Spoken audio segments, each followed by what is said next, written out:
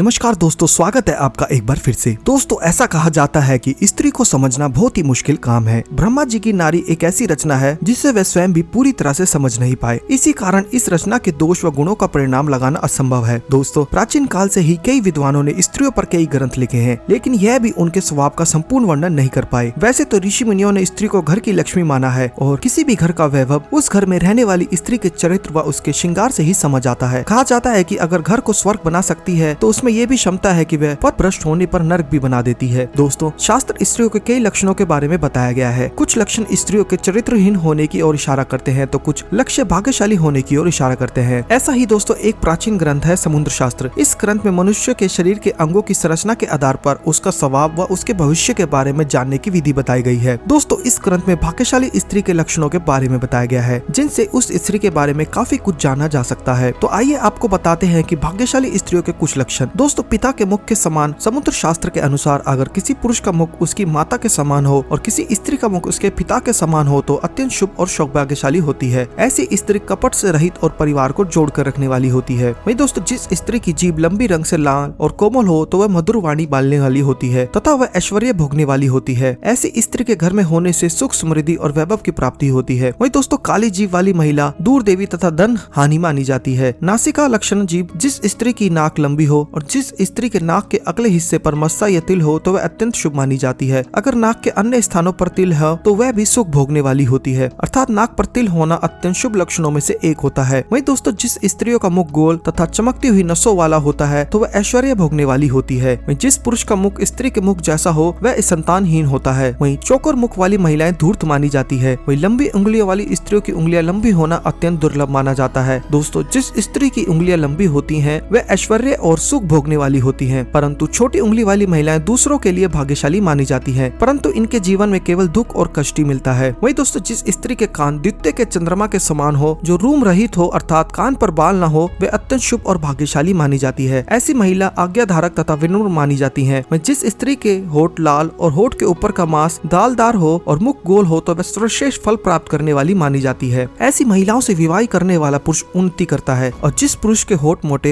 होते हैं वे अच्छे चाल चलन वाले होते हैं। छोटे और पतले होठ वाले पुरुष धोखेबाज और कपटी होते हैं। वही दोस्तों, प्राचीन मूर्तियों में देवी देवताओं के चित्रों में एक बात अवश्य गौर करने वाली होती है। सभी देवियों के बाल लंबे, काले और घने दिखाए जाते हैं। इसका अर्थ यही है कि ये शुभ सौभाग्य की निशानी होती है। इसी कारण लंबे बाल वाली महिलाओं को शुभ माना जाता है। वही पैर का अंगूठा जिस महिला का ज्यादा बड़ा होता है उसे अपने जीवन में बार बार परेशानी उठानी पड़ती है, लेकिन जिस महिला का अंगूठा चौड़ा, गोल और लालिमा लिया होता है वह स्त्री भाग्यशाली होती है। वही जिस स्त्री की आंखें बड़ी हिरनी के समान और सफेद भाग के अंत में लालिमा लिए होती है वह बड़ी भाग्यशाली और सुख भोगने वाली होती है। वही गोलकार एड़िया, जिस महिला की पैरों की एड़िया गोलकार और कोमल होती है वह सारी उम्र सुख सुविधाएं भोगती है और उसके इस गुणों के कारण परिवार को लाभ होता है और उसके आचरण से परिवार भी खुश रहता है। दोस्तों, अब आप जान ही गए होंगे किस तरह की स्त्री आपके लिए भाग्यशाली हो सकती है। दोस्तों, यह दी गई जानकारी धार्मिक आस्था और लोक मान्यताओं पर आधारित है। इसका कोई भी वैज्ञानिक प्रमाण नहीं है और इससे सामान्य जन रुचियों के ध्यान में रखकर यहाँ प्रस्तुत किया गया है। दोस्तों, अगर आपको हमारी वीडियो पसंद आई तो वीडियो को लाइक जरूर कीजिएगा। साथ ही ऐसी ही वीडियो देखने के लिए चैनल को सब्सक्राइब करना ना भूलेगा। अगर आप अपनी राय हमें देना चाहते हैं तो कमेंट में जरूर लिखें। धन्यवाद।